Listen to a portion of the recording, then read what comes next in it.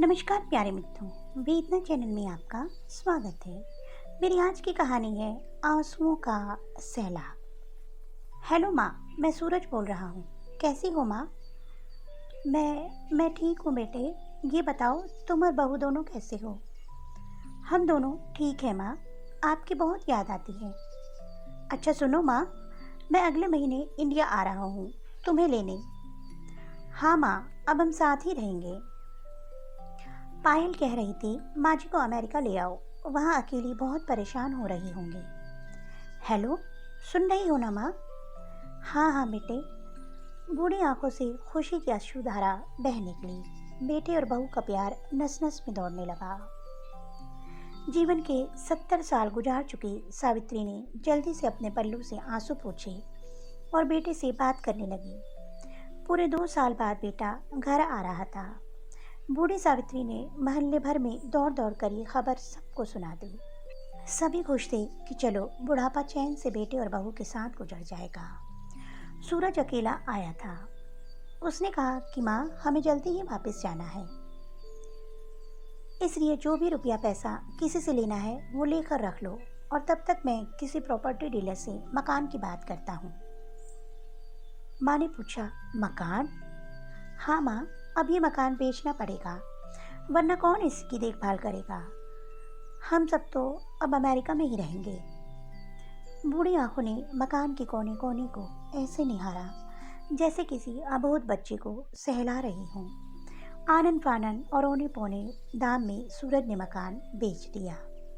सावित्री देवी ने वो जरूरी सामान समेटा जिससे उसका बहुत ज़्यादा लगाव था। सूरज टैक्सी मंगवा चुका था। एयरपोर्ट पहुंचकर सूरज ने कहा, माँ तुम यहाँ बैठो, मैं अंदर जाकर सामान की जांच और बोर्डिंग और वीज़ा का काम निपटा लेता हूँ। ठीक है बेटे। सावित्री देवी वहीं पास की बेंच पर बैठ गई।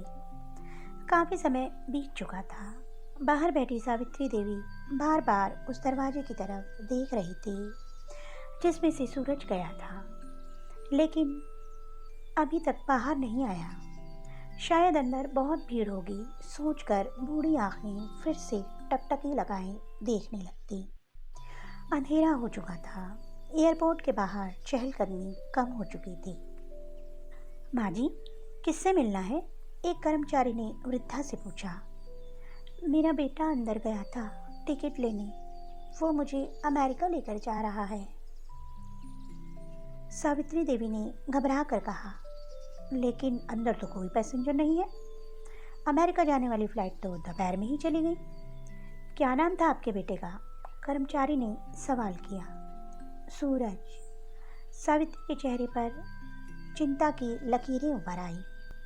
कर्मचारी अंदर गया और कुछ देर बाद बाहर आकर बोला, माँ जी, आपका बेटा सूरज तो अमेरिका जाने वाली फ़्लाइट से कब का जा चुका।